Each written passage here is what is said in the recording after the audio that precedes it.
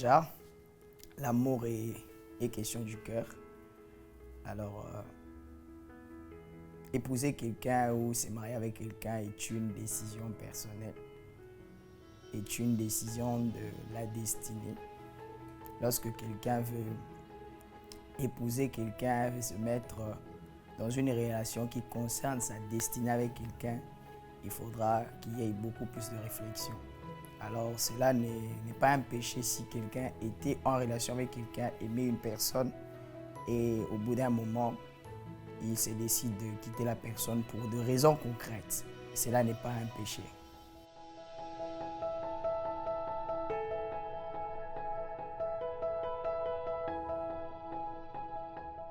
Déjà, il est écrit dans la parole du Seigneur que la prière fervente du juste a une grande efficacité. Pour qu'une prière soit exaucée ou ait plus d'efficacité, il faudrait qu'il y ait quelqu'un qui prie avec son cœur. Déjà, la personne doit être sincère dans sa prière. Et une chose encore, la Bible précise, c'est dans Hébreux 11, la Bible dit que la foi est une ferme assurance de choses qu'on espère, une démonstration de celles qu'on ne voit pas. Et quelque part encore, lorsque nous descendons, la Bible dit, sans la foi, il est impossible de lui être agréable. C'est-à-dire, ta prière ne peut qu'être exaucée à la mesure où tu es agréable à Dieu. La Bible parle dans Genèse, l'histoire de Caïn et Abel. En d'autres termes, l'offrande de Caïn ou d'Abel leurs offrandes ont été une forme de prière aussi. C'est-à-dire, Dieu a exaucé la prière, il a exaucé d'abord Abel avant d'exaucer son offrande. En d'autres termes, sa prière.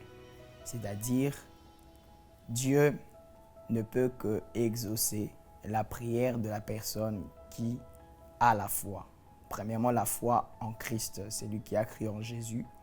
Deuxièmement, la foi que la personne met lorsqu'elle est en train de prier, lorsqu'elle est en train de s'exprimer devant Dieu.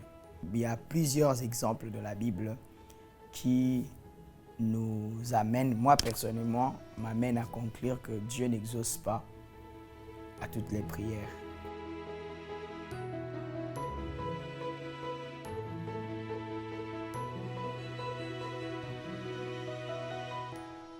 Il faut savoir qu'il y a des rêves qui se créent par moment lorsque nous passons généralement des journées avec les gens. Il y a certaines personnes qui font des rêves par rapport aux circonstances qu'elles ont rencontrées durant la journée. Vous allez voir quelqu'un qui était peut-être avec ses amis. Ça s'est passé à plusieurs reprises lorsque nous étions enfants. Vous étiez avec des amis, vous étiez en train de jouer. Et après, la nuit, vous rêvez que vous vous soulagez. Et après, c'est comme ça. Vous vous rendez compte que vous avez abîmé les habits. Ça s'est passé. C'est aussi une forme de rêve. Mais, dans le sens biblique, il y a eu plusieurs rêves que des personnages bibliques ont eu à faire. Entre autres, il y a eu Joseph, il y a eu Pharaon. Et nous remarquons que dans le rêve de Joseph, il y avait une signification spirituelle. Il y avait un message que Dieu était en train de donner à Joseph par rapport à sa destinée.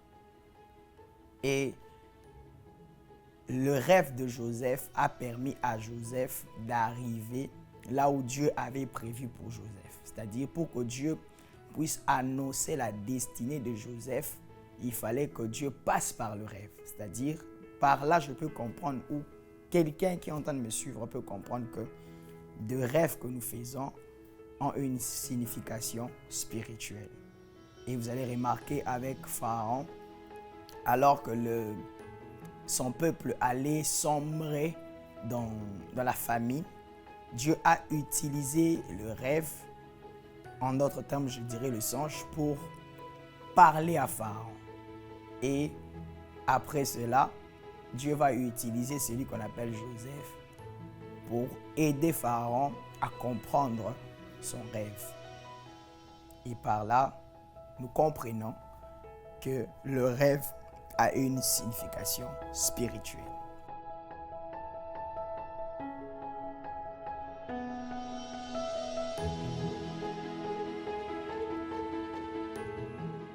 L'amitié est question de proximité.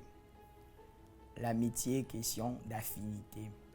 Lorsque vous voyez deux personnes tisser un lien d'amitié, il y a des approches un peu serrées. Et un chrétien, il est vraiment conseillé à un chrétien de s'entourer des personnes de sa nature, c'est-à-dire de chrétiens. Mais il y a aussi des cas exceptionnels. Vous verrez, peut-être qu'il y a... Je donne l'exemple où je me convertis aujourd'hui. J'avais un ami que j'aimais beaucoup. Je me convertis aujourd'hui. On a grandi ensemble avec cet ami. Et il s'est fait que moi, je suis devenu chrétien. Et mon ami, lui, il est resté dans sa vie ancienne. Je ne dois pas me séparer de cette personne comme si de rien n'était. C'est question de temps. C'est un processus. C'est-à-dire, je dois prier le Seigneur pour cet ami parce que nous avons une certaine affinité. Nous avons une relation qui n'a pas commencé aujourd'hui, qui a commencé depuis. Alors, ce que je dois faire, c'est de faire de mon mieux, par la grâce de Dieu, d'aider ces chrétiens à se convertir. Là, c'est dans le premier cas. Être là, aider cet ami-là à connaître aussi le Seigneur. Parce que moi, j'ai reçu la vérité. Je dois aussi être le canal par lequel cet ami-là doit connaître le Seigneur Jésus. Et dans d'autres cas, il y a des personnes peut-être que nous n'avions pas connues alors que nous étions païens. Mais lorsque je suis chrétien, je ne dois pas encore aller chercher à me faire ami aux païens. Je dois peut-être avoir une relation normale avec ces gens, aller le voir, leur parler de Jésus, mais pas créer un certain lien d'amitié parce que ça risque d'avoir de l'influence sur moi. Là, c'est dans le deuxième cas. Dans le cas où je n'ai jamais été ami à ces gens lorsque j'étais païen et lorsque je me convertis, je ne dois pas chercher à aller les côtoyer pour faire de mes amis. Chercher à parler avec ces gens n'est pas un péché, n'est pas aussi un problème. Mais chercher à se faire ami à ces gens peut avoir une grande influence sur moi.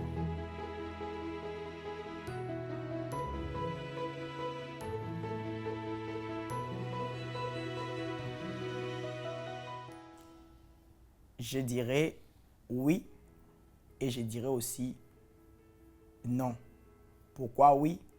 Parce que si Dieu poursuit un but dans la vie de cette personne, Dieu va permettre à ce que la souffrance vienne. Je peux prendre le cas des enfants d'Israël. Pourquoi je rentre dans la vie des enfants d'Israël? Là, ce sont des choses de l'ombre, comme la Bible dit. C'était l'ombre des choses à venir. Israël était le peuple de Dieu, en d'autres termes, enfant de Dieu. Et Dieu a permis à ce que Israël puisse souffrir, mais Dieu va susciter un homme qui s'appelait Moïse, afin que Israël qui était de la souffrance puisse sortir de cette souffrance. Je dirais, lorsque Dieu veut manifester sa puissance, lorsque Dieu veut révéler au monde la manière dont il est capable de faire, il utilise aussi la souffrance pour révéler sa gloire. Vous allez remarquer, lorsque Lazare était malade, on vint vers Jésus pour lui dire que ton ami Lazare est malade. Et Jésus ne va pas aller. Je dirais que Lazare était dans la souffrance, n'est-ce pas? Lazare était en train de vivre un temps de maladie qui était déjà en train de le conduire à la mort. Mais Jésus ne va pas venir. Cela veut dire que Jésus a permis à ce que la souffrance fasse quoi? Atteigne Lazare.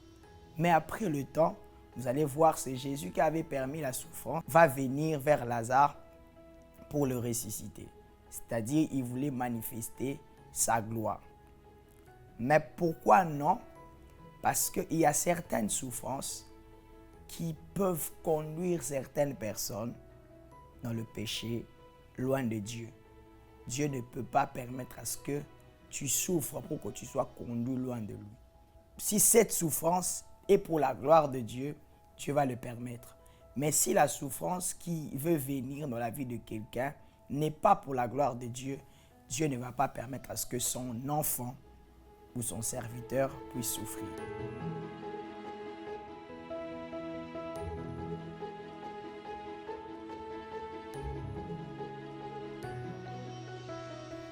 Ok. Être au début de sa marche avec le Seigneur n'exclut pas le fait d'exprimer sa reconnaissance envers le Seigneur. C'est-à-dire, quelqu'un qui était dans le monde, qui était dans la musique, dans le rap, il vient à Jésus, et si il trouve qu'il doit rendre gloire à Dieu avec cette musique, il peut le faire. Nous voyons aujourd'hui les chrétiens faire beaucoup de styles de musique, et Jésus est glorifié. Cela n'empêche pas que Dieu se manifeste, cela n'empêche pas que Dieu se révèle à certaines personnes. Il peut être le canal par lequel Dieu peut passer pour toucher certaines vies. Alors si on doit se centrer sur les styles de musique pour condamner ou pour juger quelqu'un, ça sera pas très bien. Et à l'égard de ces personnes-là qui se sont converties et qui ont accepté Jésus de tout leur cœur. D'ailleurs, si c'est l'expression de leur cœur, alors c'est à encourager. Mais si c'est juste pour se satisfaire, si c'est juste pour leur propre besoin, si c'est pour satisfaire leur ego, je dirais non, ça ne sera pas bien. Mais si c'est pour rendre gloire à Dieu, si c'est de tout leur cœur qu'ils le font, c'est à encourager en tout cas. Que Dieu bénisse alors ces gens-là qui sont rappeurs, ces frères-là qui servent le Seigneur de tout leur cœur, pas avec l'esprit de concurrence, mais l'esprit de Dieu qui fait en sorte que d'autres âmes viennent à Jésus. C'est à encourager.